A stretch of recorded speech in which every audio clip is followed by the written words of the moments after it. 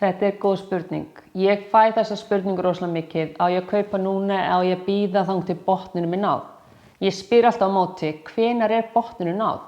Eftir hrun þá voru rosalega margir sem vildu halda sér höndum og bíða eftir stóru brunaútsölunni sem átti að gerast í október það ár. En það sem klikkaði, brunaútsölan kom aldrei, þannig að við náðum botninum og smátt fóru verðin að hækka.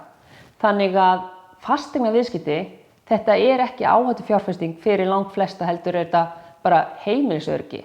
Þannig að rétti tíminn til að fjárfesta í fasteign þegar þú þarft á fasteigninni að halda.